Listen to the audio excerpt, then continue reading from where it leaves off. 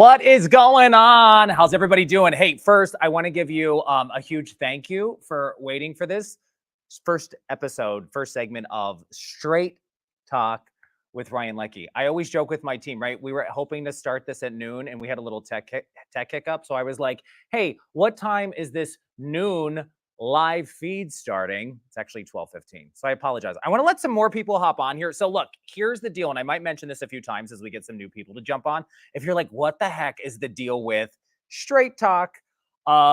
Basically the gist, I'm always talking to my team. Sometimes they're picking my brain on stuff, or people at the gym will ask me questions. My team's like, that was a funny zinger, or that was a good tip. And, I'm always grateful, I guess, when people want to, pick my brain, whether it's on fitness, health, launching a business, relationships. And I'm like, sure. They pitched me this, my team that is, and said, you should do this segment.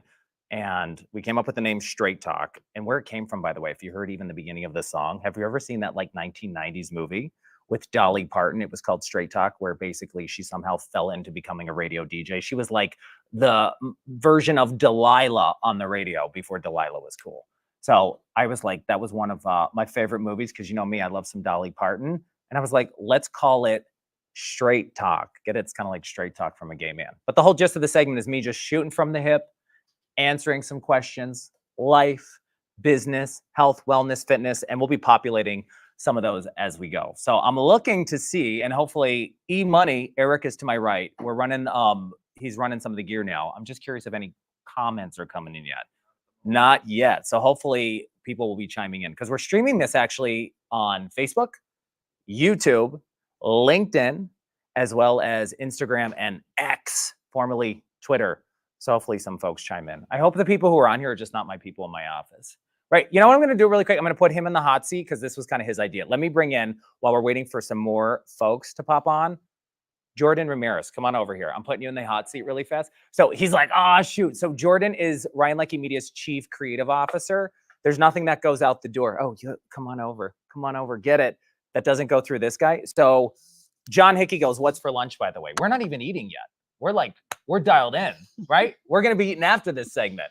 Who knows? For Jordan, that'll be probably like something of like a protein, right? That's it. Wait, really quick. So you're the one who was saying that you were like, we should do this segment. And then we came up with the name Straight Talk. Why did you say we should do it?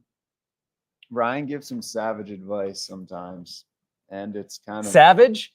Yeah, it's pretty intense. Sometimes it's straight, Yeah, I just shoot from the hip. And then you thought, I think it's funny most of the time how he views the problems of other human beings that aren't quite on his level.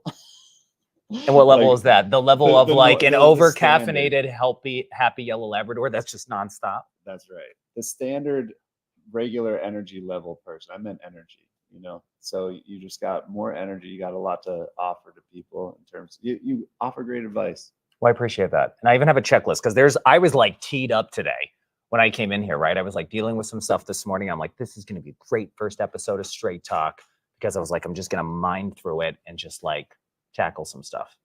Yeah. One of my beefs, by the way, that's on my mind, because speaking of fitness and health and wellness, and for anybody who ever goes to a gym, doesn't it set you off and trigger you? And is it a pet peeve of yours, because you go to the gym, when people don't wipe down the equipment after they're a sweaty mess and they use it?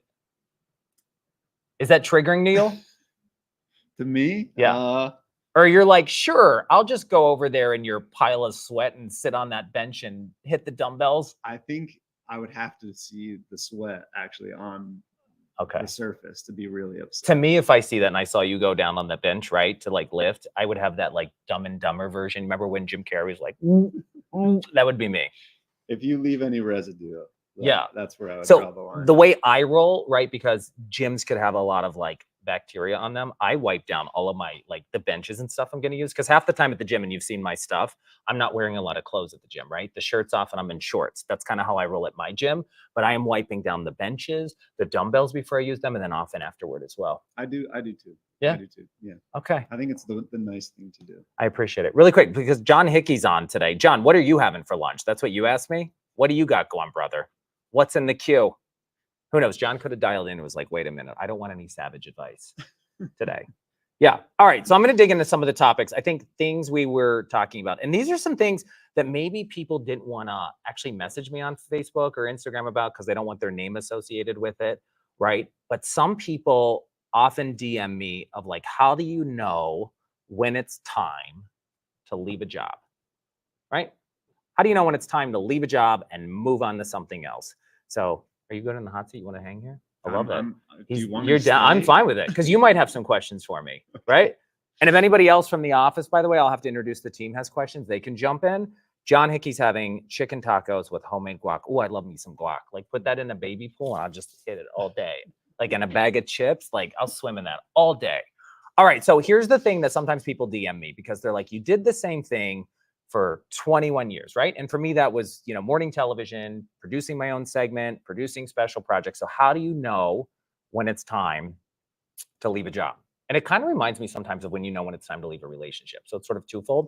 So I think when it comes to leaving a job, I always tell people you have to play the tape forward, right? There's so many opportunities in different arenas these days on where people can work. And I always say when you play the tape forward, you have to look at your life. Do I want to be doing the same thing 5 years from now? Do I feel like I'm challenged? Do I feel like I'm growing? Do I feel like I'm moving myself forward? Am I doing stuff to contribute to the organization to move it forward?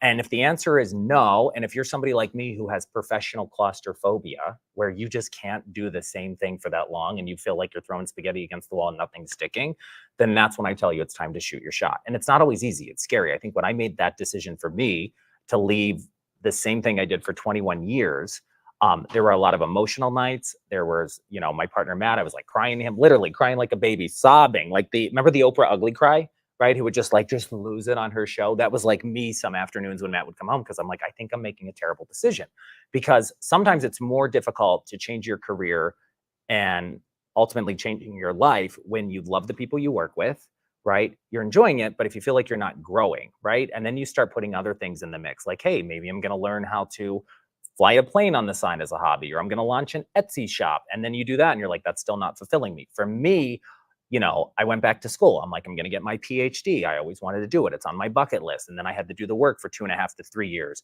And it was a lot. And it was overwhelming at times because you're working, 45 to 55 hours a week. You're going to school full time. Your weekends are shot. You're taking a lot of credits because I wanted to get it done. And then I got my PhD, and this is crazy because everyone's like, you're going to go in to teach full time, because I went to Marywood University and they said, are you going to go into teaching at a university somewhere? And, the college landscape was changing. And once I got the degree, I was like, I don't want to go teach. I think I would love to, like, on occasion, visit a school and like lecture and stuff. But I taught for 5 years at a university, Marywood specifically, and I enjoyed it. But I was like, I don't know if I wanted to do this full time. And there's no problem with that. And then if you would have asked me 2 years ago, would I be doing what I'm doing now? And would things look the way they would be doing? No. But that's all about shooting your shot and taking the risk, right? Because even as much as you try to play the tape forward, like, this is what my business could look like, this is what my life could look like, things unfold. You meet amazing people, a lot of the people in my office who end up becoming a part of your team and almost like a second family to you. And then things just keep blowing up and snowballing. All right, so we got some other questions here. Let's talk to Lori. Lori said, how is MetCon? And Marge. So MetCon's my golden doodle. And a lot of people always ask, where does MetCon come from? It's metabolic conditioning. That's what MetCon stands for. So back in the day when we got MetCon about 10 years ago, he basically came into our lives at the point we were big time CrossFitters. And in CrossFit, instead of being like, yo, what's the workout of the day? That's what people call it. But they also refer to it sometimes as the MetCon. So that's how we got his name. People always ask that. They're like, where'd you get this? But I feel like when you meet MetCon, you're like, that's a MetCon, right? So Marge, speaking of MetCon literally spends 8 hours a day with Marge, my neighbor, who's like my BFF, Marge, everyone's favorite neighbor. And he lives his best life. He runs to the pharmacy with her. He goes to the store sometimes. Sometimes he goes to like get cider somewhere, and he takes car rides. So he has a great life. So thanks so much. Let's see, any other questions that anybody has? I would love for you to chime in because we have some other things that I think people wanted to bring up. Anything you want to ask me that's on this list? Because these are some things that people have either DM'd me or that the team brought up and they're like, you should talk about this. I'm not sure. I think we need somebody to really ask a very personal question. Here's a great one though, really quick. I should tell you, speaking of that, this one just came in from, it looks like Danielle Kennedy. Hi, I would love to hear your thoughts on how to push through imposter syndrome. That's huge, right? So we all face that. So that comes back to the whole thing about like shooting your shot and making a career change. So imposter syndrome, I don't care who you are. I've got to network with a lot of CEOs, people in big time political positions, people who would host, daytime TV shows in my like entertainment television career. Everybody deals with this. And imposter syndrome is basically sometimes, at least the way I interpret it, is that it's the self talk where you feel like, I'm not good enough for this. I'm never going to accomplish X, right? And it's sort of almost a way that sometimes people go down that rabbit hole and they don't think they're able to sort of achieve what they want and check off those things on their bucket list because of imposter syndrome. And I think that also snowballs into like self sabotage, right? Where people are like, oh, well, might as well not send the resumes because I'm sure they have more talented people than me, like who are applying for that TV host job or for that web designer job, right? So imposter syndrome affects everybody, right? Whether it's a CPA who might think like, oh my gosh, this big corporation reached out to me. I don't know if I could do it. What am I capable enough? Am I skilled? And that's really tough. And I go through that as well. Like where sometimes you just have to feel like, you know what? I'm going to do this. And the biggest thing I would tell you when you're going to make a big decision, you have to think like, okay, if this isn't heart surgery and I'm not going to die and I want to change careers, or maybe I want to join a new gym, right? Is to try to get over that hurdle and literally just take action. I think the biggest thing that can minimize anxiety when you're struggling to make a decision and you're sitting with it, stop sitting with it. Just take action and go do it. Do you find that? Right? I would agree. Because I feel like it almost fixes the anxiety. Because there's times where you're like, okay, maybe this is year I'm going to run a marathon, but I haven't ran in a while, and I'm going to go see how I can do. And if I wonder, should I go out today and do 10 miles? Right? Just start with like 1 or 2, and the more you just do it, and the more action you're taking, I think that not only helps with imposter syndrome that tells you you're not good enough, you shouldn't do it, but it also just eliminates a lot of the anxiety we feel. So Danielle, hopefully that answers some of your question. Oh, I love this question from Nikki. What would you tell kids who think social media is a direct reflection of real life? How would you tell them to play it safe online? So that's a great question. So first off, I always love when people, by the way, post on social media and they're like reality versus Instagram, right? Because look, I'm guilty of it as well. Sometimes you want great lighting in the gym. You want like picture perfect shots of you and your family. And sometimes you're tuning stuff up. I'm tuned up in real life though, don't you think? This face is tight. It's the bro talks. I'm very transparent. But I think the thing is, because my nieces are of this age, right? Where they are on social media and they're on TikTok. And I'm seeing it like among my nieces, for example, like, oh my God, look what Betty's wearing to the prom, or look at this dress she got. My dress isn't good enough, right? And that's also comes back to the whole imposter syndrome topic. So I think the biggest thing is like, especially like that I've always talked about, my nieces. I think the more you can encourage youngsters and young people, and I talk about this when I speak at schools, to be like your authentic self, to show up like wholeheartedly and just say like, here's who I am. I think ultimately, and that's tough sometimes when they're 16 and 17 years old and they see stuff on social media, but I feel like in the real world, that's what people connect to, right? And sometimes you have to make your mess your message. And I think Robin Roberts is somebody who said that one time. So sometimes when life is messy and sometimes when you fall down and things aren't going your way, right? Hey, I was training for this marathon and then, oh my gosh, I got the flu and then I got this and then I had to take care of my mom, and maybe you were logging your journey like on social. A lot of people do that with their weight loss journey, taking pictures and their marathon training, and then sometimes the wheels come off. It is okay to make your mess your message by showing people that, hey, this didn't land exactly how I thought it would, but I'm going to get back on and try it again. And I think the thing is, I would say to young people is the more you can show up authentically as yourself across social media, and by playing it safe online, to not post anything that you wouldn't actually just do in public in front of a large audience, that's your safe bet. Because I can tell you a lot of companies, specifically us, we probably get 4 to 6 resumes a week from people looking to work here, which we're grateful, whether they're graphic designers, whether they're web designers, people who know how to shoot video, great editors. Sometimes before we bring people in, we do like a deep dive on their social media. If there's things that are very questionable, right? I always say what you're posting is going to follow you for the rest of your life, right? So we do look at that. And I know a lot of organizations do that. And I think young people specifically need to hear that early on, to know that like what I'm posting today could follow me 10 years from now. I mean, we see it especially right in politics more than anything, right? Like so-and-so said this 10 years ago and now they're doing X, right? But I also think people can change and people can think of things and are huge.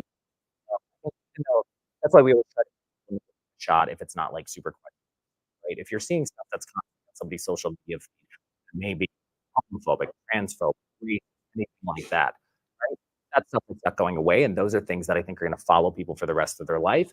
But if it's minor things that, I don't know, somebody was shaming somebody for eating a Big Mac or something, right? Like those are minor things you can kind of overlook and be like, oh, this person has changed.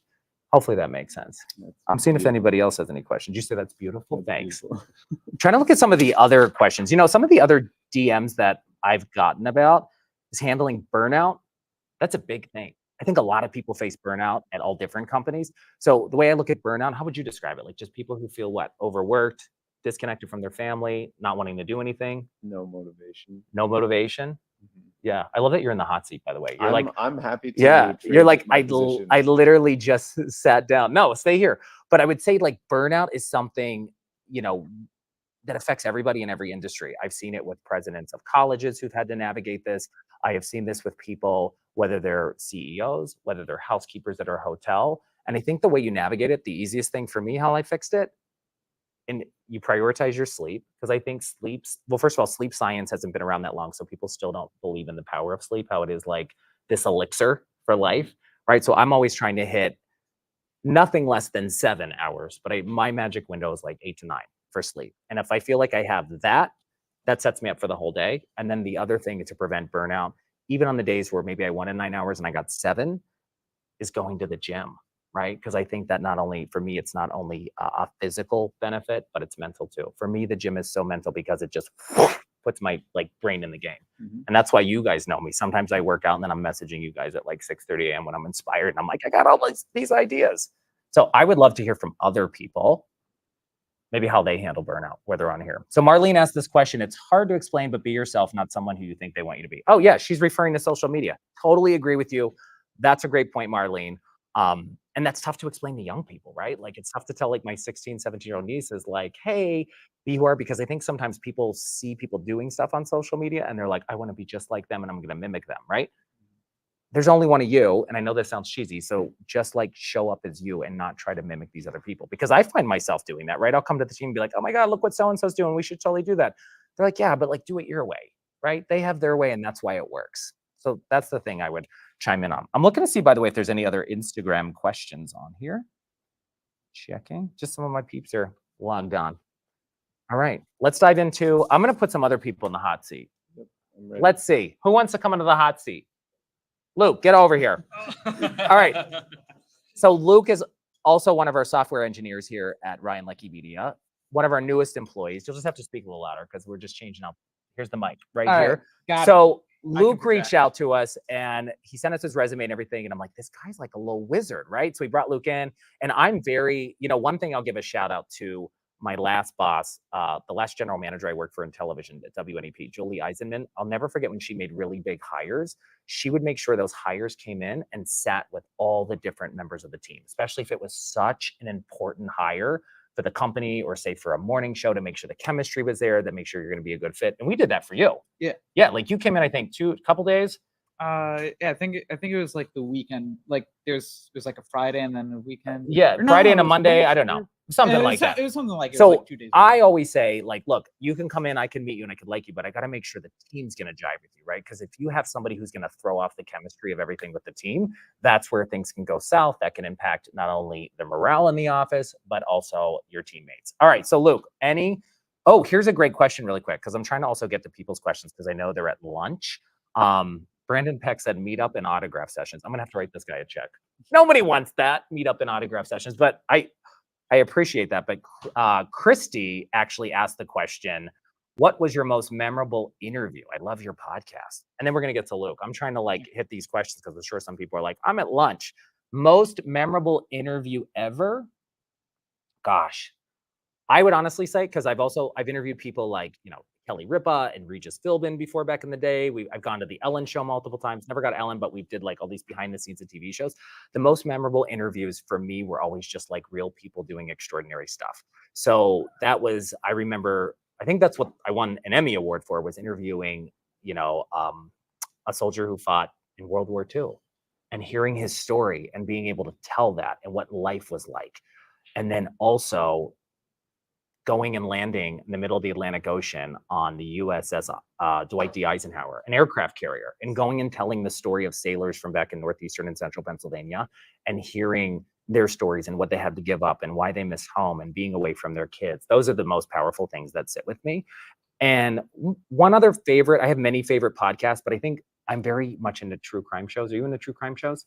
Like Not so documentaries? much. But was really interviewing somebody like Mark Powell, the district attorney of Lackawanna County, and him explaining what happened with the Gigerelli like case. If you guys remember Robert Barron who went missing, I think that was the case. Am I saying that right? Y'all, I think I got that. Remember the Robert Barron case that was in Old Forge? And it was the guy who owned the pizza place and he went missing, but we had the district attorney on because it was like a 6-year cold case murder that was solved. But to hear that and how people in our area and local investigators teamed up to solve that was crazy. So that was also really fun. And Skyler's logging on. My niece, first of all, why aren't you in school?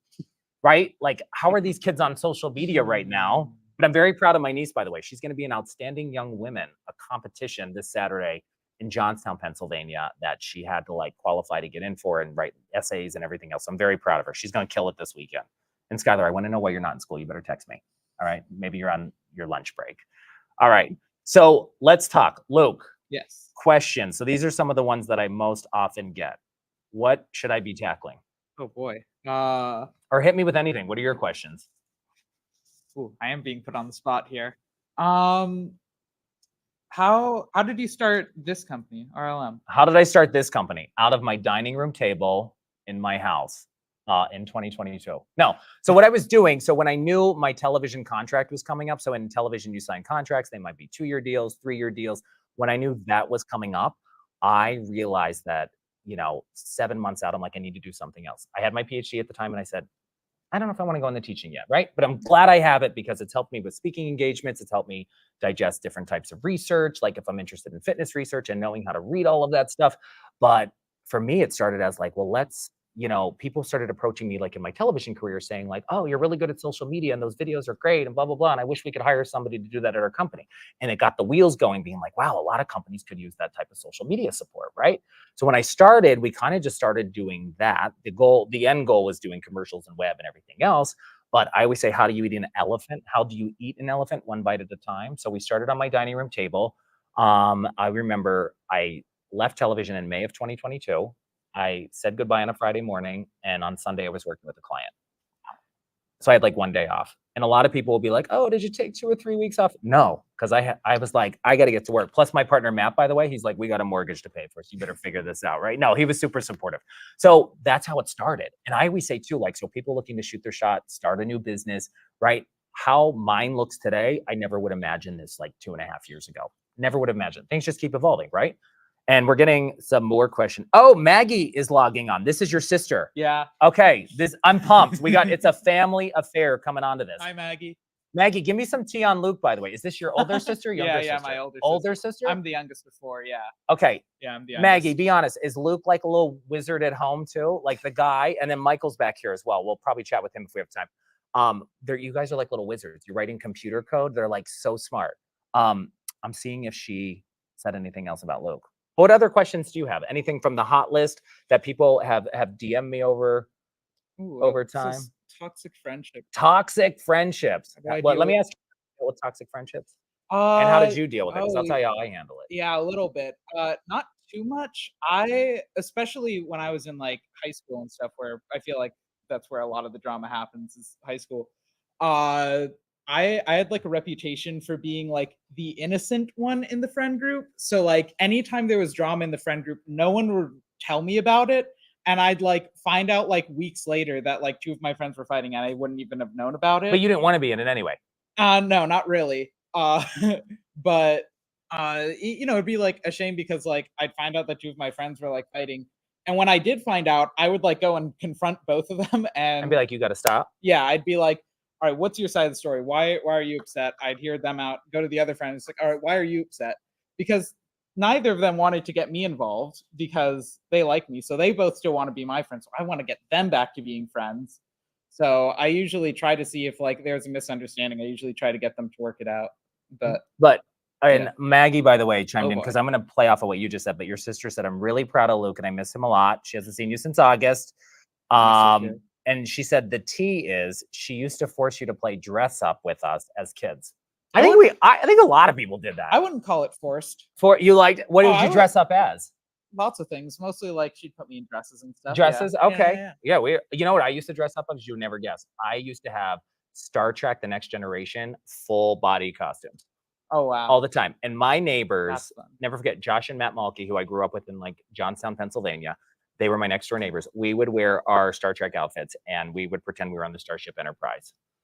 And sometimes we would fight over who was the captain. And then we recruited other people from the neighborhood. And we had like Counselor Troy. We had a girl, Abigail. Her hair was like, I remember it was like down to her ankles, super long hair. And sounds she would fun. play Counselor Troy. And we were like Star Trek: The Next Generation in my neighborhood. People don't know that. I'm actually still a huge Star Trek: The Next Generation fan. That sounds fun. Do you like that little Easter egg I gave you? Little Easter egg, little nugget about me. He's like, look at me. He's like, Easter egg. All right. So toxic friendships. I want to come back to that really quick. So here's the one thing I'll say though. I still like the tea. Like I like the tea, but I don't want to be in the mix. Where's my girl Jill? Did Jill duck out? She's hiding. I feel like Jill would be great to talk about this. She probably totally ducked out. So there she is. Jill, come over here really quick if you can. I don't know where you could just chime in over here. So this is Jill Shields. She's actually been with me the longest. Jill actually, along with Nikki, my teammate, Jill helps produce my socials, but she also works on a lot of accounts. So we're backing up. So, oh, what are you doing? Like music over there? She's doing stuff for like probably my socials. Sorry. So Jill, I feel this would be a great question because we talked about like, how do you handle toxic friendships? But I said like, even though you don't want to be in the middle of it, like you still like the tea, right? Of course. Of course. You love the tea. And by the way, for people who are like, what's the tea? Because I have I'll say some older friends are like, what do you mean tea? Like it's the gossip, the scoop, right? Yeah. So before I chime in, how do you handle toxic friendships? Do you just cut people out and they're dead to you? I feel like sometimes, I feel like sometimes there are just things that you can't really come back on. But also sometimes if you cut them out for a little bit, at least in my experience, they come back and they're like, I screwed up. yeah, and you're like, okay, so we're cool now. So you don't ghost them completely. No. Got it. I've never done that. Because I always say too, you got to give people second chance. But the way I deal with it, I think the older you get, my mom always told me this. She's like, when you get older and you hit 40 or you hit 50, like, and Oprah said this a million times, like, you don't care what people think. Yeah, and I think Right? sometimes friends make mistakes and you could screw up. Just Right. figure it out. But you guys know me. I'm such a straight shooter. I'm one of those people. I think if you're in a relationship, a friendship with somebody, and things start turning toxic or they do something, don't be a stuffer, right? So many people stuff it and then things just bubble over. And that's where people just totally have a fallout. Like you're friends for 18 years and then something happens, right? Like I always address it. I nip it in the bud like as soon as you can, right? And just get it out there. Because you know me, if I have something to say, it's coming out. That's not always a good thing, by the way. So I always say, like, choose your words wisely. Yeah. But you don't ghost people completely. I don't. You'll be like, I'll give you But another shot. It you really can. depends on what it is. But you can ghost Oh, people, yeah. Jill Just says. ghost whoever you Yeah. want. I love usually that. give people a few chances, but there's been like at least one time where I gave someone a lot of second chances, and eventually there's just like, all right, that's enough. You've done it too many times. You've said you were working on it. You didn't improve. I gotta cut you out. All right. So that's like the negative stuff sometimes that can happen with friendships, like toxic relationships happen obviously in romantic relationships. And that's the other thing. So would you agree with this? I feel like when people are in a relationship for really long, almost like a career, it's so scared to leave it, right? Because it's gotten comfortable. But if they're toxic, like what would you tell a girlfriend if she was dating somebody or a boy who was dating somebody for many, many years and you're like, man, this is bad, but it's just easier to stay in it. And I see people who are married do this a lot, right? They just stay in it. Oh my God, we got kids. We're just gonna stay in it. We're gonna be miserable. We're not gonna talk. What would you tell a girlfriend who was in a toxic relationship? I'm always a proponent of just thinking about the future and realizing that can't be your person if you're just settling for them. Play the tape forward. Yeah. Like, play the right? tape Do you want to be forward. in this 2 years from now? Yeah. And if not, tinkle or get off the potty. Yeah. That's what I say. And And you don't want to be spending the rest of your life with a loser. loser. Right. Yeah. Oh, and Nicole said it all would depend on the circumstances. Nicole, ask me some more questions about this, the toxic relationship. That's what we're diving into. And here's the one thing I have to tell you, like relationships, they could be romantic, they could be friendships, they could be work relationships. They could be like working employer that are toxic. We don't have a toxic environment here, do we? She's like, not today, we don't. I'm just kidding. No, but this team is so freaking great. I was going to say too, we were talking about toxic relationships. Commitment issues is another thing that sometimes people will bring up, like, or people will be like, how do you handle commitment issues? Right. Well, I don't have that because I mean, I've been committed for like almost 11 years to my partner, Matt. But commitment issues affect a lot of people. Commitment issues affect people not only in romantic relationships, but let's talk about those friends who you're like reaching out on a Monday and saying, hey, I'd love to take you to this event on Saturday. And everyone's like, oh, I have to let you know. Like people who can't commit to an event. Or they commit to it, you buy them a ticket and they bail. Anybody? Anyone? Well, do I know anyone like Yeah, that? no, I'm just thinking like, how do you deal with that? Don't how you do deal you- with like, don't you have Oh. friends who are like, always like, hey, we got to get together. We got to hang out. And you're like, great, Yeah. Saturday noon, we'll go to this That is place. something that really bugs me, and I think after a while, you just stop inviting them, or just like, I think it does come to a point where you're just assuming that they're not going to come, and I think after a while they realize that Here's what they I do. can't be doing that because then they're not. They want the quality time. I think it's just that it's like, oh, I'll hang out with them next week, and then next week never comes. And All right, so here's my advice out of this. If you have a friend in your life or even a significant other you're talking to who you want to hang out with, who you want to get to know and you want to spend the time, I give them the 3-strike rule. So I'm going to invite you to 3 events, 3 hangouts, and I'm going to give you time. I'm not going to say like, oh, tomorrow come hang out with me, right? I'm going to try to give you a 3-week lead. I'm going to give you a month lead or whatever. If I give you 3 options and you don't come to any of those, I'm out. Yeah. Like I'm done. I feel like I operate similar. Yeah. For sure. That's too much work. And we had another question, by the way. If you tap, you can. Okay, I'm gonna pull this up. This is from Nicole, and she said, yeah, they are homebody friends, and they get so mad, I guess, when the invitations stop. That's the other thing. People love to be invited to stuff just so they could say no. I've been there, but here's the thing. It's respectful to your friends or anybody, right? If you get the invite and you give them a hard no right away, people struggle with the word no. Yeah. Like, no. Well, why That's not? actually I just- something me and my friends I have don't been want to. working on this year. We're literally like, it's the year of just saying no if you don't want to do Yes, something. but tell people And early. it feels so much better. Yes. It's like, oh, you get home from work and your friends are like, come on, like come hang out. And if you just are upfront and honest with them and you just say, you know, I'm not feeling it tonight, I feel like that's way more respectful than being like, oh yeah, maybe I'll make it. And then like last minute you can't. So this is what I say. If you don't want to go to an event, if you don't want to hang out with somebody, say no, right? And you don't have to give anybody a reason. But I know sometimes we're all guilty of it. We go on the rabbit hole. They're like, well, I can't because I got to take care of my dog and then I got to make food and I got to meal prep for the week, right? Yeah. Just say no. But I think if you commit to somebody like, yo, I'm going to be at that event, buy me a ticket, right? And then the day before that day, you bail and no show, that's where I have a problem. But just tell the person no up front. I think it also goes both ways. And like, if you're the person inviting someone, you have to like, you know, be ready if they say no to like be like, oh, okay, you know, I understand. But be fine with it. People yeah, be cry. fine with And it. look, Like- I've been guilty of that. I'm like, what are you doing? Well, I Yeah. have my kids tonight. Well, don't you have a babysitter? Right? Yeah. yeah, like, I've been guilty of that, but I just think this is the year, as you said, Jill, this is like the year to say no. Yeah. Right? And you don't have to give people a reason. Yeah. Right? my Because friend group's actually like pretty good. Like whenever we want to meet up, like sometimes someone will be like, oh, sorry, I have homework, or sorry, I just like had an exam today and I'm super exhausted, or sorry, it's a long day at work. I just don't have the energy for it. And we're you guys are usually cool like, with it? You I respect mean, we're it? usually like, oh, are you sure? But then if they say yes, I'm sure. And we're like, all right, yeah, Right. we'll miss you. Right. We'll catch you up on what you missed. Because here's what I often tell people, right? Especially when you start giving excuses to folks, right? If you give a mouse a cookie, remember that book? If you give a mouse a cookie, they're going to want a glass of milk. And that was a children's book back in the day that I used to read all the time. So if you give the mouse a cookie, it's going to want a glass of milk. Then it's going to want a cube of cheese. Then it's going to want a bed to sleep in. And you're just going to keep going where it's exhausting. So that's where I would tell you, get down off the cross and let somebody else use the wood and just move on and give them a hard no. Love that. Next topic. Thanks for Next coming to my topic. TED Talk. I'm seeing if anybody else has something. This is something I learned this year. Saying, yeah, no is a complete sentence. By the way, if you hopped on late, this is our first installment of Straight Talk. So this was a segment my team pitched. We came up with this idea because sometimes they say I'm giving savage zingers in the office or just Yeah, advice. my And they're like, sister you does should that do this live. So I was like, why not? Let's do it. Do you think I sometimes give advice? Yeah, all the time. Unsolicited Every day. too. I don't think there's Right? not been a day where Right? he hasn't given advice. This is Right. Luke's other sister. By the way, my other sister. Oh my gosh, your other sister. How do you say her name? Mary Kate. Oh, that's Mary Kate. Got it. Gosh, I need to like put my glasses on. Am I getting old? I'm like, wait, I can't read it. I'm becoming my mother. Oh no. I am my mom. I'm looking at the iPad. I'm like, hold on. All right. Got you the bigger iPad. So yeah, Mary Kate actually said, I'm the friend who receives the invitation via text and forgets to respond back. Oh my gosh. Do you know how I'm the many- Same way, honestly. I have a bad habit of that too. You looked at my phone. I have most of the texts I respond to. I have a lot of those and we're going to come back to the question, by the way, about politics. Tom, we're coming to this because I got some things to say about this. I'm the person, I get a lot of you get the political text, or you get like just friends, like friend text. And then sometimes I'll call them right away. Cause I'm a talker. I love to talk, and people know me. I love to send a good audio note. Yeah. Love a good audio note all the time.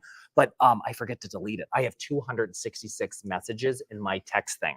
And I think like 30,000 emails. Cause sometimes I'm like, even Molly, who you meet, my assistant, I'm like, don't delete that. We might need it. She's like, well, I can file it here. I'm like, don't do it. Don't do it. Okay, so Tom makes a really good point. Politics can surely ruin some friendships. So this is why I tell people don't talk about it at Thanksgiving or Christmas or holidays. I want to know, people who are on here, and you guys can chime in on this. How do you feel when people are sharing their political views across social media? Because then I'll just weigh in on that. Just in general, people are posting stuff, both sides, Republicans, Democrats. I mean, how do you feel? I feel like it's unavoidable. Like, when you talk about political views, when you think about it, politics almost like involves everything. Like, there's not a lot that's truly non-political. Like, think about like, oh, the entertainment industry. No, that's full of politics, because we talk about representation. We're talking about, diversity in hiring and casting. If we talk about, relationships, and that can also sometimes get political, maybe not as much so, but like, it's almost like the government has so much control over things that it's sort of like almost every aspect of your life ties into politics in some ways, that it's almost like you can't avoid talking about it. Here's my cliff notes on this topic that Tom brought up. I would say, no matter what you post on social media about your political views, whether it's Republican, Democrat, Independent, right? I think it will never change somebody's view on how they vote. I think it's a waste of time. I think it's a lot of the time, I think people weaponize words, right, and use it as hate from both sides. I'm not calling out or leaning toward one or the other. But what I did notice, I will see people, and we see it in our area, but people who work together at corporations, right? So say I'm a consultant at your company, and then we become friends, and I'm like, oh my God, I love you, Mary Jane Smith. We should be Facebook friends, right? And you have this business relationship, and then you become friends with Mary Jane Beer Can or whoever it is. And then all of a sudden, you start seeing her spew certain political stuff, and you're like, oh my gosh, I didn't know she was so X, right? Like, to me, then that starts impacting your business relationships. I think at the end of the day, look, I know the election's coming up. Whoever you're going to vote for, you're going to vote for. But I definitely have, I'm sure there's no research. I'm sure there's research on this as well. But at least the people we polled in the office, nothing I've ever seen on social media and what people are putting out there has like swayed my vote. Do you feel that way? I mean, I kind of do my own digging. What were you gonna say? Jordan, go ahead. Where do you draw the line with, like, what if there's a famous person? Like, you know what I mean? Like, since you're a celebrity. Not at all. Not at all. So, no. Like, you mean like if you saw like a Kim Kardashian or somebody else posting about stuff?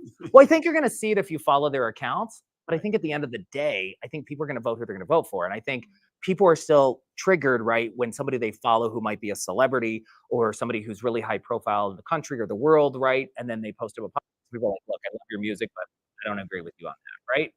I don't think it's ever been like, thank God you shared that. I'm gonna vote like you, right?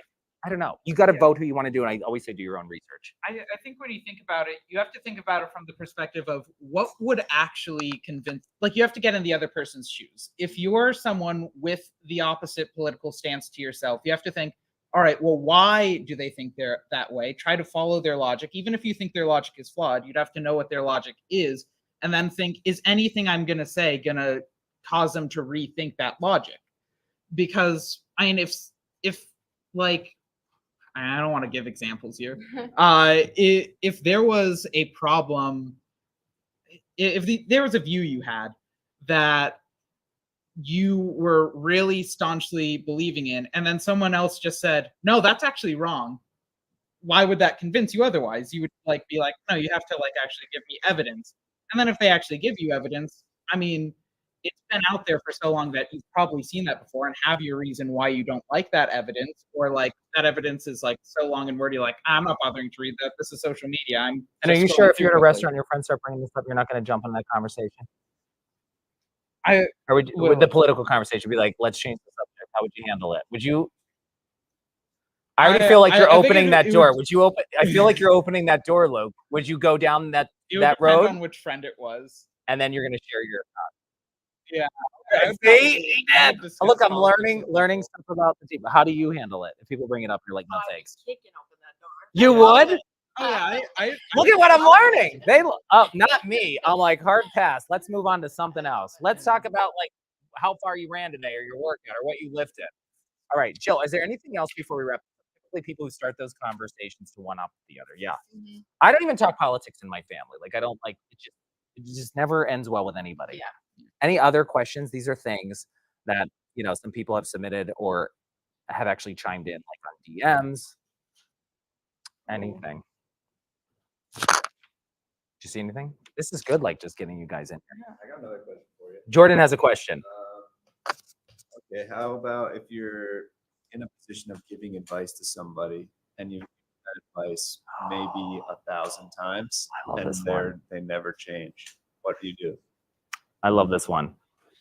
It almost comes back to, what that just makes me, because I can't wait for her book to come out. Mel Robbins, who's like a leadership expert, right? He hates being called like motivation speaker because I also think motivation can be garbage. I think it's discipline that always leads you to consistency, and consistency is what helps you achieve your goals, whether it's work, whether it's your health, your fitness.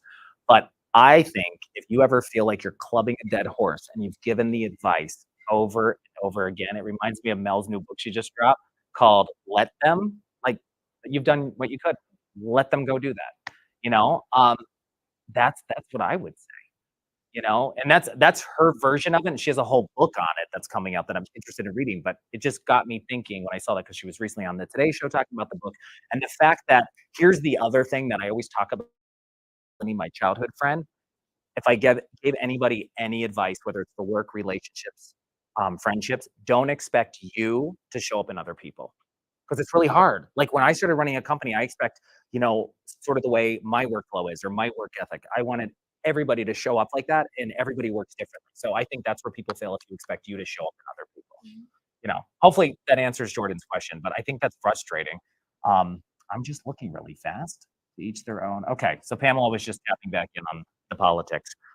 I didn't mean to keep everybody so long. I'm thinking if there's any other questions. Does that answer your question though? Because and it's frustrating though, like, and even with family members, with friends, or right, I see this sometimes people, because I know I post some like thirsty fitness videos, right?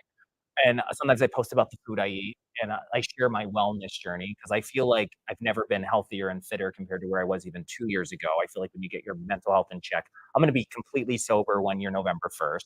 So giving up alcohol. And for me, people are like, oh, like immediately I think when you say like, hey, I'm exploring the sober life, and I drank like twice a month with my neighbor March. We just had wine, right? But for me, I have that or nothing mindset sometimes when I was drinking. I was never one of those people I could just stand in a room and have like just a glass of wine. Like I want bottles because I want to have fun. And then you start eating 10 slices of pizza. Then you start putting like a feed bag on yourself, right? Like a horse, and you're eating like ice cream out of a trough because you're like, I can't get enough. So then all the hard work I was doing for the week, I would just derail myself. And then Saturday I would consume like 7,000 calories after like maybe 2 bottles of red wine. And I drink my wine, it's like Kool-Aid, like the really like sugary kind. You would have that. I'd have 10 slices of pizza. Literally, I could throw it down, all the ice cream, chips, a charcuterie board, right? And then you think like, why am I derailing myself? So for me, giving up alcohol, and I've gone to a lot of events lately. I have to tell you, I've been at a charity event in Philly. I was out dancing with friends till 3 a.m. I didn't have a single drink, and I felt amazing. And I don't know, your generation, both of you, I see there is an uptick, I think, in like mocktails and like non-drinkers. Do you see that or not? There's a lot of Yeah. research coming out about that. Yeah, I definitely. Would see you agree that. with that? Yeah. And correct me if I'm wrong, because I would love for people to share it. I also saw some recent data. We're just talking about like the sober movement that's going on. There hasn't been a ton of research out on the benefits of alcohol since the 1980s. Like, back in the 1980s, you would see stuff like one glass of red wine a night and this and that, because there's a lot. And of course, you can find conflicting information in everything, right? Where you could find stuff like, no, this research says you should be drinking, right? Again, you have to make your own decision. I think I don't know. This is just based on my experience, like anecdotal evidence. I don't know how true it is, I love how but smart I it is. think Anecdotal evidence. I think like part of it, like with my generation, is we grew up with so many of those like PSA, like anti-drinking PSAs, like in The More school, You like, Know the campaigns? anti-drugs and the dare Yeah. and all of that. Yeah.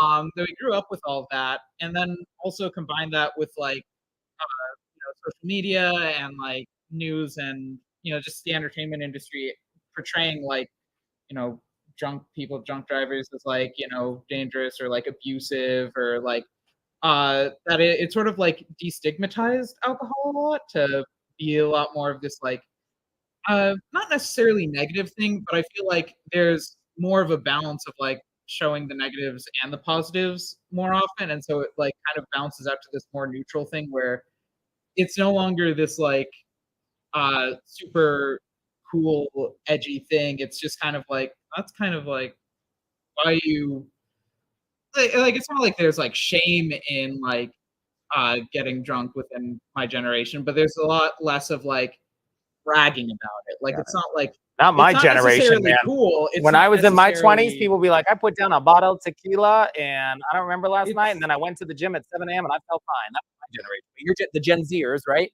I feel like there's more of a movement around like, I don't know. I would I mean, say, you like, guys, feeling better. yeah. Like you but- realize that you don't have to go out and drink a bottle of tequila. Yeah. And you And could, then you wake up and you're like, oh my god, I could like go on a walk. Yeah. Like, but I think I'm seeing that with Gen Zers, like this generation, because we go out for events and sometimes people are just like, oh, I'm going to have this mocktail. Here's my secret, by the way. So if you are like part of the, you know, the sober movement and stuff, because people have asked me, even my team, how do you go out to a dance club till 3:30 in the morning, right? I was out with friends from after an event in Philly and they're like, and you're not drinking? You know what I get is club soda and limes. I tell them, make it like a palm tree. Everyone thinks you're getting like hammered, right? Because I'm like 6 club sodas in.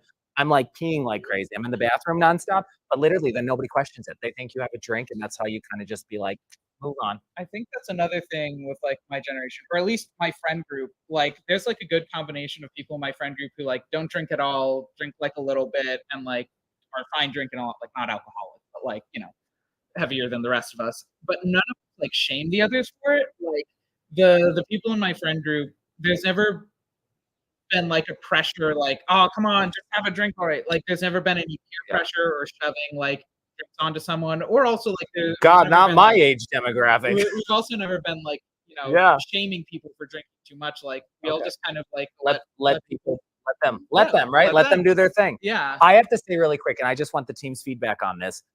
Speaking of shaming people, because I've been talking to a friend of mine on like Instagram who I send memes to, right? Speaking of shaming people, I can't stand when people shame people for decorating early for Christmas, right? I'm going to tell you straight right now, like soon as Halloween's over, October 31st, November 1st, the Christmas tree's going up.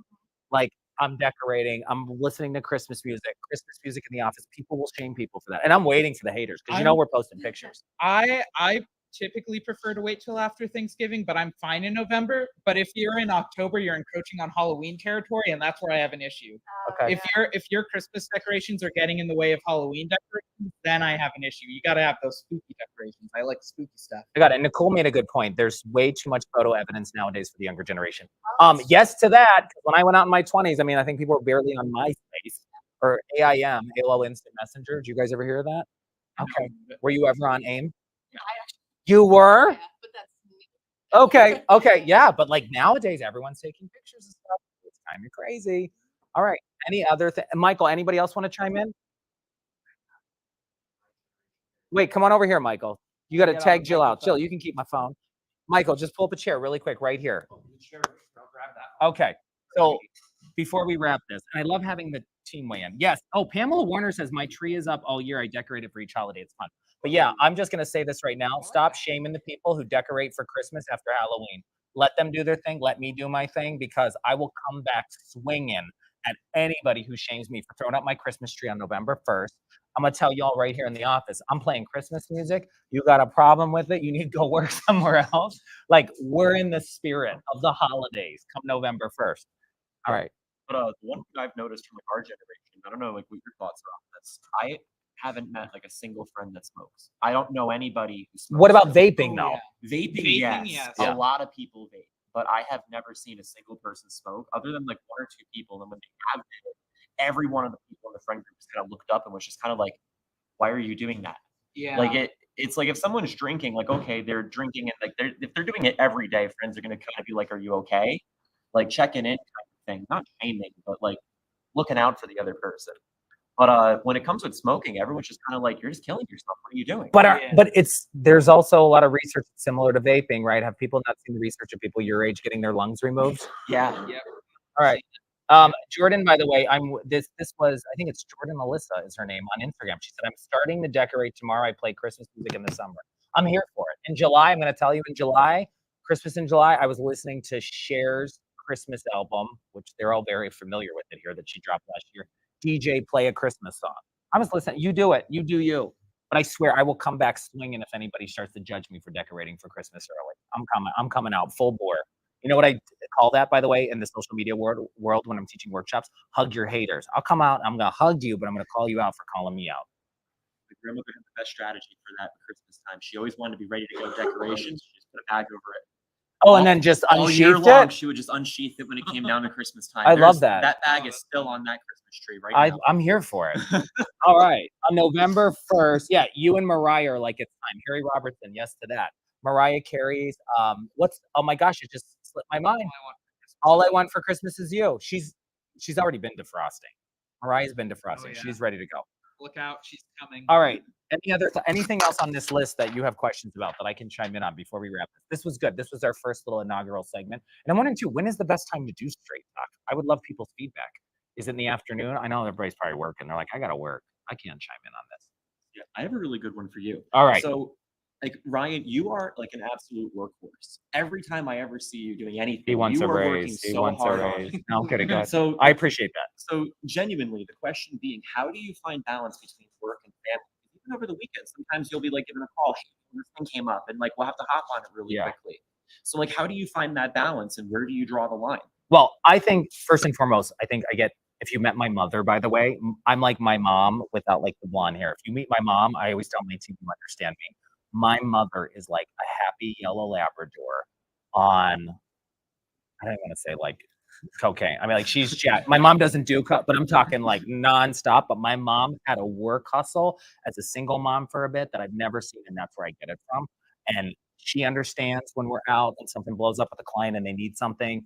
My partner is the same thing. He just hustles. We're all like type AAA personalities, and I think they just get it. But I think sometimes I do have to shut it off because sometimes I find myself messaging, some of my teammates who maybe run my social medias like ideas at night, or I'll text them about stuff. And I'm like, oh my gosh, I gotta like get off my phone, right? Or even my partner Matt will be watching a show, and then I'm like, blah blah blah blah blah, and he's like, can you not? I'm like, I'm listening, I'm processing, multitasking here. This is nothing new, but this comment kind of shows exactly that you can consider it for a while. Still an Energizer bunny. Yes. Thank you, Terry Chapman. What a cool idea. Still miss you on WNEP. You know, it's crazy. Terry, I still talk to a lot of people there. I mean, I'm still like in a group text with Tom and Mindy in the morning. So we still chat. That's who else is up sometimes at like 5:30 in the morning. But them. So yeah, I'm still like go, go, go. But you know what I have to say? The best thing is now is not setting an alarm. After 21 years of setting an alarm for midnight or 2 in the morning and going to bed at 6 o'clock for 21 years, that's probably the best thing when I don't set an alarm. You just pop out of bed and you're like, I feel great. And I'm usually, I'm up by, it could be 4:30 some days, sometimes it's 5:30. Sometimes, to me, if I sleep past 6:30, it's like noon and I feel like the day's shot. Do you feel that way? No. You're like, you can sleep till 11. Your Gemma? Your generation? Every day at 5. Okay. Michael is an I like early getting bird. up early, just not that early. I'm usually like 7 is my time. I like to get up, 7 or 8. All right. This is good. I'm seeing if there's any other questions here. I do love, though, that people are ready and amped to decorate for the holidays. And I do feel like almost, I don't know, like I feel like my grandma used to say this like this. She'd be like, can you believe it's almost time for Thanksgiving? Anybody else? Are you feeling that now? Oh yeah. This year Right? went quick. This year went quick. That's another good saying. It's been really Yeah. weird for me because I just graduated college. So this is like my first year. It's your being first home real since job, college. right? First real job. First time being home since college. So like I'm at home now in the fall, and my brain keeps thinking, oh, it must almost be Christmas because I'm at home in the colder months. But like, no, I'm just home way earlier than normal because I didn't go to college. I'm done. Got it. Do you guys have any, by the way, some other, oh, look, Luke has a little name here. There we go. Go back to Luke. So Luke, he is a web developer at RLM, software engineer, little software guru. You have like multiple hats you wear, but you guys are killing it. And that's the one thing I'm going to say and come to defense of the Gen Z generation. I know there are people out there because we get, as I said, 4 to 6 resumes a week from people. And a lot of folks who work at other companies will be like, how are you hiring talent and staff? This generation, they don't want to work. They don't want to look. I had one person who maybe didn't work out because it was like that, and it is what it is. But I have to say, the people in this, they're like, I don't want to say you're as crazy as I am, but they are up there and they hustle every day. So I'm going to defend the Gen Zers out there that this generation, at least the ones I find, you do your homework, you bring them in, you have them interact with your team. I don't sit in on those meetings. If you're interviewing, I would say my best tip, if you're bringing somebody in, a Gen Z or anybody into your companies, have your chat, have your one-on-one interview with you, HR, whoever it has to be, and let them hang out with your team for the day. Let them ask any questions they want about the culture, the company. What's it like working for this boss? Is he a nutbag, right? I mean, is he legit that we're gonna do fun activities, or is this just like the worst job ever? That's my biggest advice. I say ask any questions, because if the person doesn't want to work here, if they don't want to be here, of course, then we don't want to hire them. And we want them to know, we like to pull back the curtain for people here at Ryan Lucky Media, so they know what they're walking into, and they can ask my team anything. And I tell my team to just be honest with them and shoot them straight. You know, I don't understand the people who say that Gen Z doesn't want to work anymore. Like, everyone in my friend group is struggling to find a job. If no one's taking the jobs, there should be plenty available for us yet. A lot of my friends are struggling to find jobs. So This is particularly heavy in the tech industry right now, because there's been hundreds of thousands of layoffs over the last 2-3 years. The biggest problem right now with younger generation is that there's a saturated market in tech with all the older generation. got it. Because like all these really senior engineers just got laid off from major companies across the whole United States. So there's a massive market. It's very competitive. You have to work really, really hard to find a good job like that. yeah, we want jobs. If anything, it's just we need a living wage. Like, there are a lot of people who just like are paying the same wages, even though inflation has happened, and rent's gone up, grocery prices have gone up, and you're still paying the same price for an entry level position. Like, Student loans. students, like people my age, physically can't afford to take those jobs. Like, they'd want to take the job, but like if they can't afford to eat and have a place to sleep, and like it's not like they can just not have a place to stay, because even like ignoring just like the thought of like sleeping on the streets, there are plenty of jobs who won't hire you if you don't have a permanent address. Like, we want jobs, just give us jobs that actually pay. Hire the Gen Zers. That's the Hire message. us, yeah. And I always say too, when you bring people, when we do the Start Company, you start people somewhere, and as they prove themselves to you, then I have to just bring in a few other members before we wrap this up, because this went longer than expected. And I'm sure, by the way, I always think of this too. Our clients watching, we still have other people working here because they're like, wait, they did an all stop. Any final thoughts, by the way, before I let you out of the hot seat? No, I think I'm good. I think I wanted to talk to you guys about the Gen Zers and how you feel when people say like Gen Z doesn't want to work. But you guys, you do, you hustle. Thanks. These two, and by the way, everybody thinks Michael and Luke are related. Is it a software engineer thing? I think it is. They're not related, but they like literally, they're just so We've got wicked that smart. When I graduated, my brother told me that everyone in my graduating class was the same. So Okay, I got a great question here, and I still get this from Brandon Bunce. Okay, I'm popping this up here. I'm a huge fan of your show. Thank you. I want to get into broadcasting. What do I do? What do I do? Do I go to college, or do I go to broadcasting school? So here's the thing I would tell you, because a lot of people still ask me this. People tell me like my kid wants to be a reporter, right? So first and foremost, the landscape of broadcast news has changed dramatically, right? So back in the day, it was just linear. So it was just on television. Then we developed into content for websites, and then stations started branching out to social media. My best advice, you know what I've seen a lot in this industry? Some big networks, big companies are hiring influencers, or I should say content creators, not influencers. That's the wrong word. Content creators who have a huge following, who know how to tell a story and know how to edit well. Some of these people have college degrees and some of them don't. One thing I will tell you who I would check out, I heard this guy's an insanely hard worker too. He's the dancing weatherman. If you've seen him on TikTok or on Instagram. So this is a guy that was working at, I think, a smaller station in South Carolina or North Carolina. And, he grew such a platform, right? I know a number of networks were after him, and now he's on like Fox Weather and he's killing it. So my best advice is to, one, be able to create content on multiple platforms and get really good at it, because where everybody is living is on their phone. And that's what I do. The audience, there's none of these people here, I will tell you, compared to what I saw in 2005. Not one of these people in my office are ever saying, you know what, I got to get home and watch the news. It's almost 6 o'clock, right? If you need your news, where are you going? Social media, right? So the industry has changed so much. Broadcast media groups as a whole are not paying what they used to. Look, I'll tell you, my first TV job, Brandon, just to shoot you straight, I worked for 4.5 years, and I made $6.75 an hour. $6.75 an hour. Just before I left, I got a raise to $10 an hour. This was in 2001 through 2005 because I started when I was 18 in TV. I literally was like so broke. I lived across the street from a bank. First time at bank, I'll never forget it. I would go there and write a check for like $400 because that's how you can go like negative in the hole. This is me being honest with you. They would charge you one-time overdraft fee, and I'd have $400 in cash to get me through like a week and a half. But I would go out like, live my best life, and then I'd be like, I'm out of money, and then like literally because my mom and my stepdad too at the time, right, really taught me work ethic. Like, hey, you got to hustle and stuff. But I was like blowing my money. But I have to tell you, $6.75 an hour was my first job. When I moved to Scranton in 2005, my first salary job, I was making probably less than 37,000 a year. Right? Interesting. That you're like branching off what you're saying with journalism.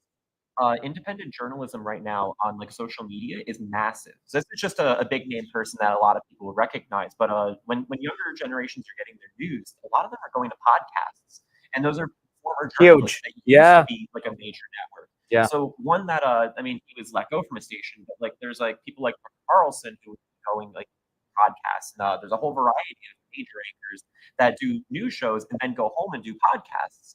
And you can have a variety of media that way. And then you can have Patreons, you can have ads. Like if you're creating content on Facebook, a lot of people don't realize you can get paid for making posts. Yeah. So like Facebook gives you kickbacks now, YouTube gives you kickbacks, Instagram gives you kickbacks. So I think, yeah, Brandon, to you, I would say that's really a tough thing to answer. And I have to say, what does broadcast look like for you? Is it literally working for a media group where you're out reporting on fires and car crashes and 5Ks, or does working sort of in that realm, look like a YouTube channel? Does it look like working for a production company that does a lot of like, maybe shoots for the Joe Rogan podcast, right? I think that's a question you have to, ask yourself. And Nicole said, just dig up a rug in your backyard, you will go viral. Okay. I guess that's obviously if you find a body. I'm not sure. Okay, so Brandon says I want to go on a news station, but I'll be transparent with you. I know a lot of news stations now because the audiences have changed significantly. They're not what they used to be. People are saying, "Oh my God, it's 5 o'clock. I better go home and watch the news." They're also not paying what they used to. And I want to be transparent. Like, when I worked, at WNEP, yes, in 2005, I might have made like $30-some thousand a year. But by the time I left there, right, in television, and I would tell you this, along with other content creator jobs, the more companies want you, the more other offers you have when you're ready to leave, the more valuable you are to that company if they want to keep you. And for me, then by the time I left, I had a great contract and was very happy, and they took great care of me. But you have to start somewhere and pay your dues. And I did that $6.75 an hour going into rural communities. I covered Johnstown Tudor State College for an NBC station, getting screamed at by people. And I didn't care because I was like, wow, I'm in college. I'm working on the news full time. And I was making $6.75 an hour. I was broke, which is also why I had part-time jobs as a lifeguard at the Holiday Inn in Johnstown. I was also a lifeguard at a private pool at Menacra Swim Club, making $4.25 an hour. And then I also was a pharmacy tech. I had like 4 jobs. Because one time I actually hosted like a nighttime radio show on Power 92.1 at the time, right? The Hot 9 to 9, you remember that? They never did this, but I would record like the hottest songs on the Hot 99 on a cassette tape. So I was working 4 jobs just to be able to sustain and live. So he said, so do I have to go to school to work for social media or YouTube network, like say Barstool Sports? You just got to be good at what you do. That's what you have to be really good at what you do. And I think at the end of the day, if you get some experience under your belt, I'm going to say no. Like, I mean, you have to look at it. People are coming out. I definitely think college has such value to teach you how to think, to be a critical thinker, to look at stuff, and it can be really beneficial. But I'm only telling you this from experience because I've known people who've gotten jobs in LA at production companies who just knew how to edit video really good, who started editing, on Adobe when they were like 13 or 14, and they're incredible editors. And at the end of the day, the company didn't care. You know what I mean? I'll never forget, I got my master's one time when I was still working in television, and I had a contract renewal, and I'm like, hey, I have my master's now. And they're like, we don't care about that. And they don't. I worked with people who had history degrees because they were great at telling stories, but they had a history background. Some people just had a degree in Spanish, which was great because, so stations are not just hiring people with broadcast journalism degrees. They're not hiring people with just communication degrees. They love diversity. But I will tell you, the pay scale has changed significantly, and I would actually encourage you to reach out to people working in the industry through LinkedIn and ask if you can have a call with them. I would tell you that, Brandon, to ask people like, hey, do you have a couple minutes I can pick your brain? I'm thinking about going into this industry. And people will shoot you straight. Most people who've worked in like broadcast journalism and stuff for a while, it can be a really fun job, but you really have to look at it from all sides. And if people now are consuming everything so much on digital platforms, I'd put a lot of your energy there. That's my thoughts. All right. And when you work on stuff like private stuff too, and you're making your own content, that's experience. Like, go to your favorite YouTuber's channel, click sort by oldest on their YouTube videos, and go look at their very first video. Yeah. It's going to be nothing like what they did. Maybe they're going to be like all over the place. Maybe their editing style has completely changed. Like, so just making something, your first video is never going to be good. Every single content creator out there cringes when they look at something they even did 6 months ago. Right. They might look at it and go, oh my gosh, what was I thinking? But that's one of those things too, that when you go and present yourself, if like something like broadcast is a dream home, having that portfolio as well would also be a huge benefit for you, because you can demonstrate growth through it. You can demonstrate consistency. You can demonstrate all kinds of quality work that would be really beneficial. And I will say, I agree with what Bob Sullivan said. So valid education. Is your dad? That's my dad. Is that, wait, that's your dad? Yes. Oh my God, your whole family's on this. But I will agree with Bob, because valid education does build credibility, because, you know, I did my work, right? My PhD, my research was in social media's effects on men. So I did a ton of research surrounding the realm of social media to really understand it and everything. So, and, you know, I get speaking engagements because of that. So I definitely agree with that. But I think for Brandon, somebody who's like, I don't know kind of what I want to do. And I think, you know, one, if you want to report car crashes, fires, and other stuff, then you want to work for a media group. But I think I would encourage you to go to LinkedIn, have conversations with people who work at the media groups you want to work with. Ask them, you know, what does your day-to-day look like? What's your schedule? I'll tell you straight up, you're always going to be working holidays. You're going to work weekends to start. I work weekends for about 9 to 10 years in news, right? Holidays, I worked every holiday. Even when I left WNP after being in the industry for 21 years, guess what? I still worked like Thanksgiving morning all the time. And then when I was with my family at 1 PM, I was dead tired and had nothing to give anybody, because I was up at like 1 a.m. or 2 a.m. But for me, I loved it because I still love what I did. But just know that's something else I would tell you, Brandon, that you are you're going to be working holidays, weekends, nights. And there's people who, right before I left, you know, got hired at the station I was at, and they're like, oh, I can't work nights. I got to take care of my dog, or I can't work weekends. And that's not the job for you. And I think, I don't know how true this is in the news industry, but like a problem that I ran into when I started applying for jobs out of college is a lot of companies are looking for experience and portfolios now, more so than Life degrees. experience. Yeah. Experience. And I don't want to They're call looking out the for- certain college. I know college is looking at people for that. Yeah, they're looking, a lot of companies are looking for how much experience you have, what's in your portfolio, more so than what degree you have. So I went to college. I really liked it. I think it's great for building up a network, for learning how to live independently on your own. I think a lot of the elective classes you can take there are good for like being more well-rounded as an individual. Yeah. But it is very expensive, and it is also like a big time commitment too. One of the things I liked about the college I went to was that they really pushed us to make sure that we were getting some form of co-op or internship before we graduate, so that when we go to apply for jobs, we have something on our resume already. So if you do decide to go to college, make sure that the college that's pushing you to get some sort of experience in like the summers Right. or something. I don't know if that's still true in the news industry. I'm in the tech industry. So. Yeah, some still offer those. So I think the takeaway is, I'm not telling people don't go to college, but I just want to let you know, to answer your question, Brandon, depending on what field you want to work in, you know, there are people who learned how to be great storytellers creating content. And, you know, some people might have an associate's degree, they might have a high school diploma, but if you're that good and people see it, right? Sometimes they're like, you didn't go to college, but this person's killing it, right? But also, I definitely think college plays such an important role, especially if you're trying to improve critical thinking, be more well-rounded. Speaking of college, we got to bring Grace over here. Yeah. So, and I got to wrap this up, but I got to give a shout out to our team. This is probably the longest straight talk we'll ever do. This is a while. I was going to say. Oh, geez. Do we have that? Do we have a Zoom at 1 o'clock? Oh, what time did we move it? Okay, we're working on it. My apologies. Oh my gosh. Was that my bad? Oh, okay. Did you ever miss a meeting, by the way, and you're like, holy heck, we're having fun? Molly would have yelled at me probably, right? Okay, good. Okay, so I just had to bring Grace over. So we're talking about school because we don't want you to think we're poo-pooing on college. And by the way, Brandon, I will tell you, if you decide to go into broadcast journalism, right? You want to learn how things operate with switchers and cameras and video boards and green screens. Marywood University has probably one of the most insane studios for broadcast journalism inside their fancy library. They're like $40 million library in the basement there, literally probably one of the best, I would say, on the East Coast. So I would encourage you to look at Marywood University. I went there twice for my master's and PhD. Real quick, I was just gonna say, don't be afraid to take any like freelance jobs. Like always, Yes. like, get your foot in the door because it always makes contacts Yes. and everybody like that. So Brandon, I would also like look on that as well. Like search for jobs on Indeed, et cetera, for freelancers. So if you're good at making graphics or you're good at editing video and you just want to start that on the side as a part-timer while you're going to school, another great thing. Okay, so Grace, we don't want people to think we're like poo-pooing on college education. You're going back for your master's in what? Education. In education at Marywood University, because Grace has worked with me, I want to say like 2 years almost. So it was a year in May.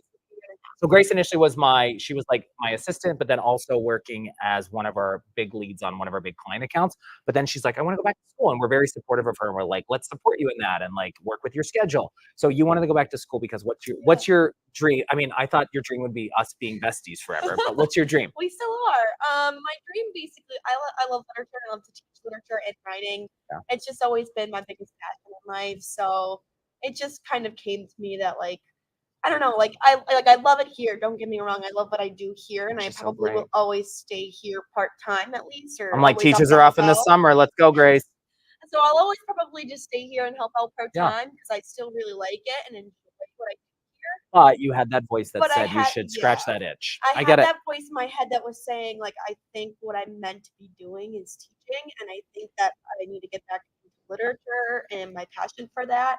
So I decided to go back to Marywood and get my master's in education. I do love Marywood. I went love there for my Marywood too. I'm a undergrad big as shout out. well. I love a lot of the schools around here though, because I have to say they all have. Look, I think whether it's Lackawanna College, Johnson College, Marywood University. I know there's the University of Scranton. All the schools kind of have their wheelhouse, right? Yeah, there's definitely benefits to each and every school that you go to here. You Mhm. know, I like Marywood because it's local, beautiful campus. I like the teachers there. Face her pride. Yeah. Yeah, I do. I like the faculty there. Everyone's very warm and very welcoming, and make a lot of friends while you're there. So personally, I enjoy Marywood, but all of the schools in this area are really great. But yeah, I do like going back into education. I've always really liked school, so. I love it. That's Grace, everybody. Grace, my teammate. I had to bring her over because she's great. She's with us now, because she's back in school. She was with us part-time, but now she was with us full-time, now she's part-time. But she's still here killing it. So, all right. I just wanted your perspective on that Yeah, because of you're course. somebody who went back to school. And I I will do. say Marywood is great for broadcasting. I have taken a few communication classes and stuff like that. Yeah, and I've their been in that facilities area. are It's insane. stunning. It's a great- Insane. Stunning. Yes. Stunning. All right. And before we go, I'm just thinking, anybody else have any questions for the Street Talk segment? This is the longest one, but I also wanted you to meet the team. Matt, let me bring Matt and Antonio over really fast. And then Molly, you can creep in here. Come on over really quick. I just got to make sure everyone gets their fair shake. I think some people dropped off. They probably went back to lunch. I'd rather Maybe they'll do a replay. Hold on. So we have Matt West over here, this side, and we have Antonio Maletta. I don't know why I always call them by like first and last name. It's weird. And there's Molly. Molly Boyd in the house. So Molly's my new assistant. Molly, by the way, she cut through 102 applications, and then we narrowed it down to 4, and then we got it down to 2, and then we got Molly. We're lucky. Molly's a rock star. So you guys why don't I ask you guys some quick questions, by the way, before we go? Is there anything I missed that you wanted me to address in this Straight Talk? Because you guys pitched some great ideas, some topics you printed out that you're like, you need to address this. And we're trying, by the way. And here's the other thing I'll tell you. For those people out there watching this, like Brandon and other people are like, oh, I'm thinking about getting on social, but I don't know what to do. Just do it. Just pull the trigger, get on social media, start creating content. If you looked at my stuff I started with way back in the day, even when we started my company, right? And I had one person like Eric who was with me, and we look at what we shot and produced then compared to what we're doing now. And I'm like, oh my God, what were we thinking, right? But at the time we were like, we're killing it. So just do it. All right, questions, anything. Anything, Matt, anything you guys want to tackle? I love my team, by the way. They're the freaking best. Work-life balance. Work-life balance. talk about that. I did talk. He doesn't listen to me. No, I'm kidding. I was working. Talk about work-life balance, and then we can talk about driving etiquette. Driving etiquette. So people who don't use their turn signals or cut in line at the last second. Yeah, I hate that too. I hate that. So that's the other thing is, one, when people have their turn signals on and they live on it, right? Like when they keep it on for way too long, but when people don't put on their turn signals, that like I sets just me hate up. the people that ride the left lane. Yeah, that. How many times and I'm gonna call him out. Sometimes we'll be driving and Eric will be in the left lane. I'm like, you're not supposed to live in the passing lane, right? Yeah, but Pass and then get back over. I just don't like when people are going like 20 miles per hour and the speed Yeah. I'm in the passing lane. You can That's- tell people though, I'm a backseat driver sometimes, right?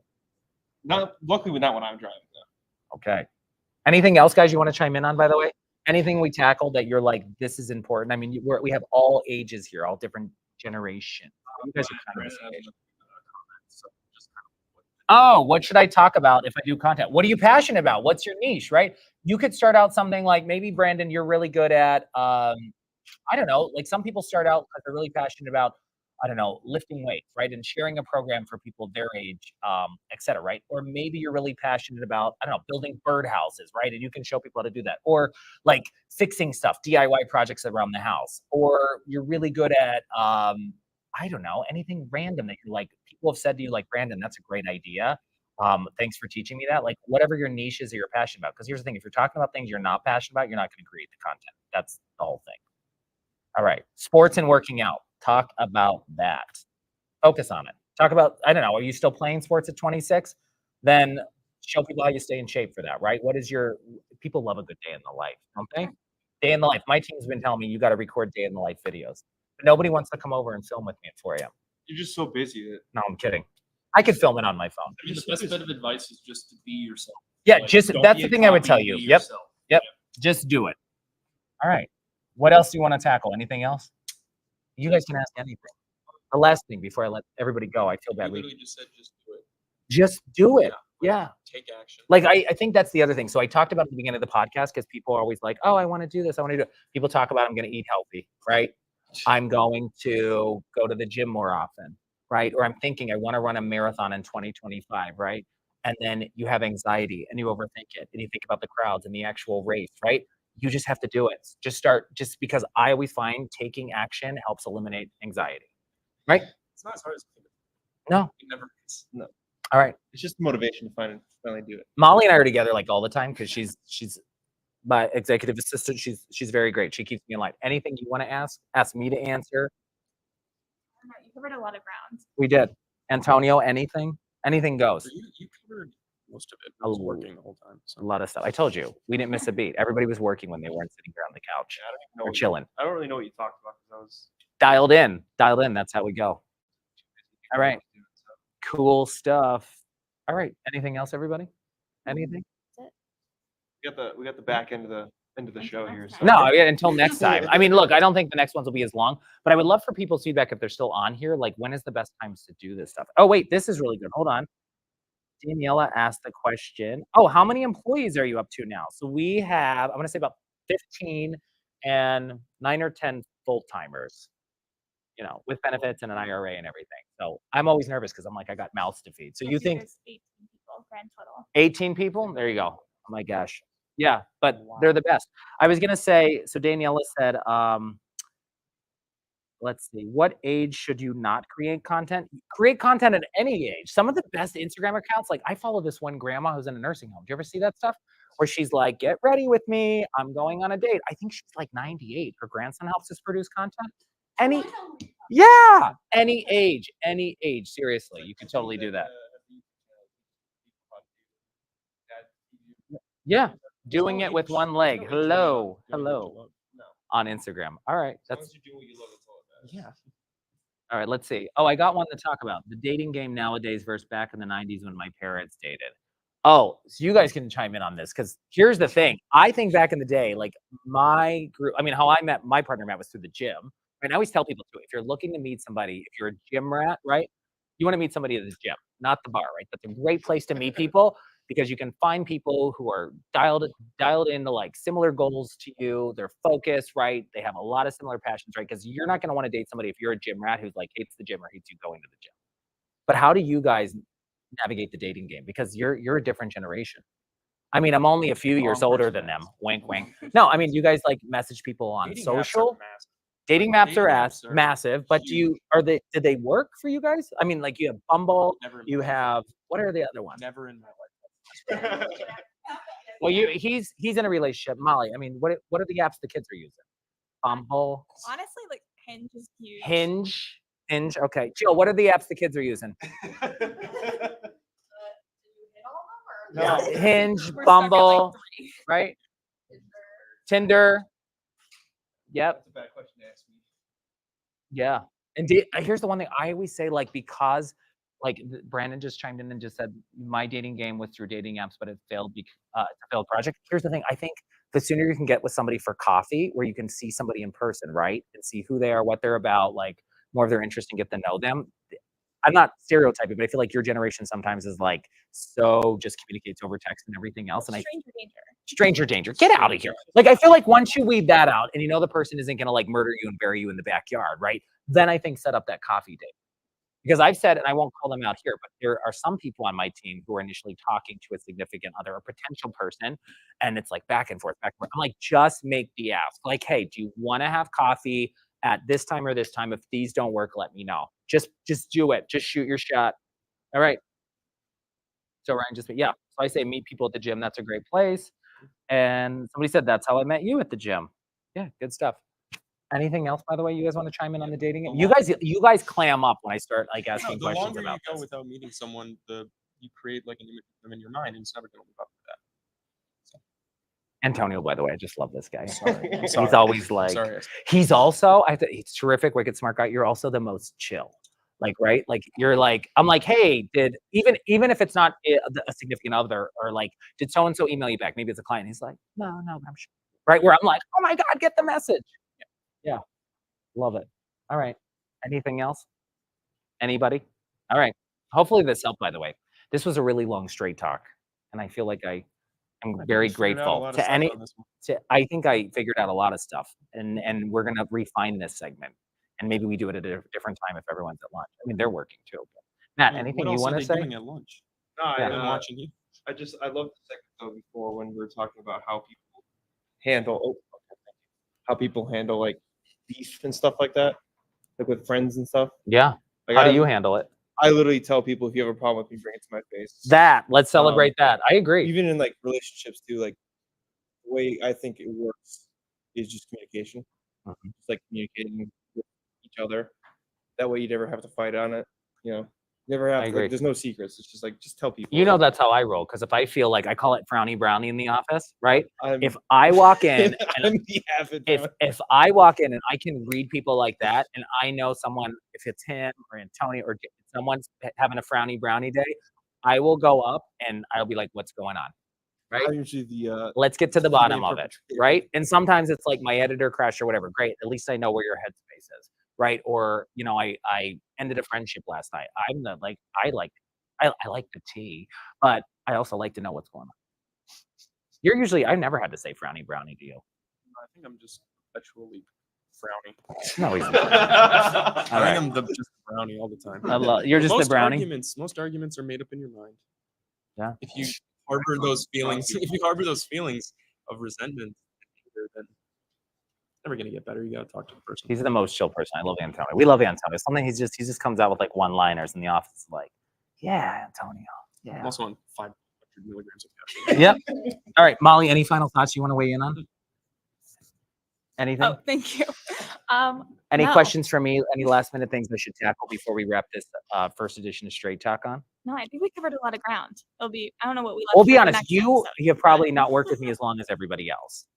So she was like warned what it was going to be like. I don't know. Like you tell me because I never got to ask you. I mean, how are things going? Like it did like the stuff that people told you, like he's nonstop.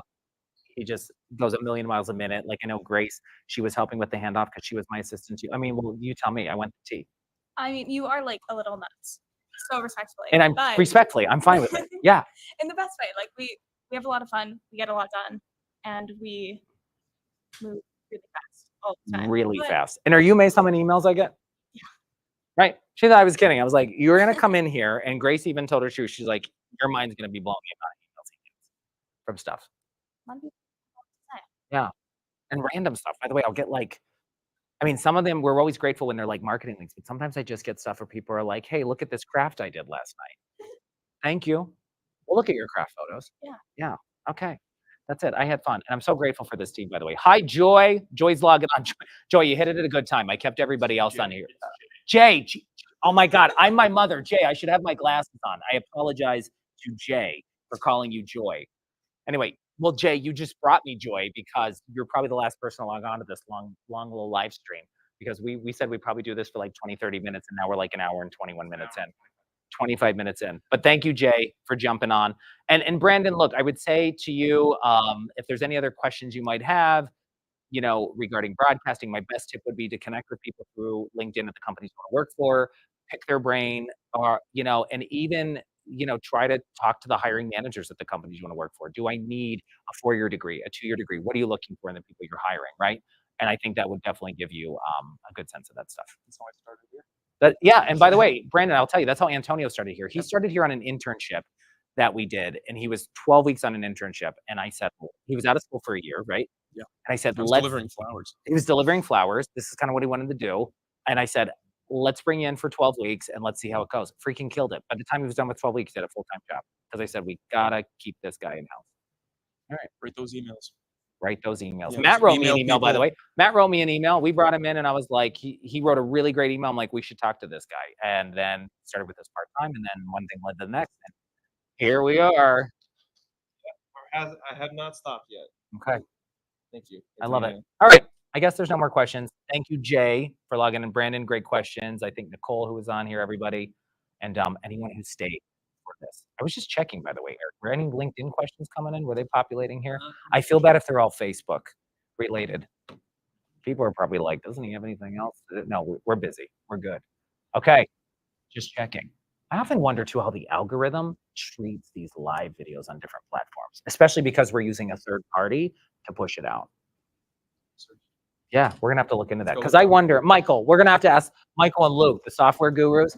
We're gonna have to see if the live feed, because we're using a third-party platform, is getting buried because we're not doing it organically through Facebook or Instagram. I wonder if our live feed is getting buried because we're doing it through a third-party platform rather than just through Facebook. I don't think so. As long as you're streaming to Facebook, they're getting that content. I don't think it would be too much of Really? a yeah. Like, even streaming on multiple different platforms, I don't think that would cause any kind of issues. All right. Yeah. Good stuff. Did you just tell everybody to get back to work? Yes. concur with Oh, that? okay. Let's see. No, I agree. Yeah. Yeah. All right. Got it. I think that's all I got. All right. That's it. By the way, kudos to this team, by the way. You guys lit this really well today. Only the best for the best. I love it. He's going to ask for a raise later. Shout just out to kidding. Nikki Hey, at home. Thanks for being a part of our first episode of Straight Talk. Next time, I mean, we'll keep it moving. I think this was fun, though. I had to show you the rock stars. Everyone's like, oh, your stuff's so great. It's not me, it's the team. I always tell people, when you hire me, you get the team. They're amazing. Anything else you want to read there? And Pam, congrats to your granddaughter. All right. Her granddaughter's going to school, PT stuff. I'm just thinking of anything else. This was a good time. We might have to tinker with it. Maybe next time we just do it live through the Facebook platform. I don't know.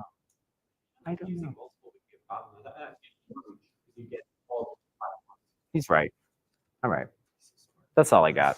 All right, everybody. Thanks so much for being a part of the first edition of Straight Talk. Straight Talk. All right. I appreciate it. Where anything you can ask me, life advice, fitness, health, wellness, business advice, because sometimes I get these DMs, and then the team was like, you should just do a segment on it. I'm like, let's try it. This thing can totally flop, by the way. We might kill it in 2 weeks, or we can keep going. But for those who stayed, I appreciate you. Put any suggestions in the comments. Yeah, any suggestions in the comments, especially like how long we should make these or what times we should do it. Thank you, Pam. Don't forget to check out the Ryan Leckie Show on YouTube, Yes, on Spotify, and all your major streaming services. new podcast launching soon. And by the way, I have to tell you, if you see me glancing up, I'm looking around because the rest of my team is like cutting and editing stuff. They like blow my mind every day, especially that stuff you're working on over there. I'm going to go check it out Soon. Love it. All right. Thanks, everybody, for being a part of Straight Talk. I'll catch you probably later. We're going to talk in like 5 minutes.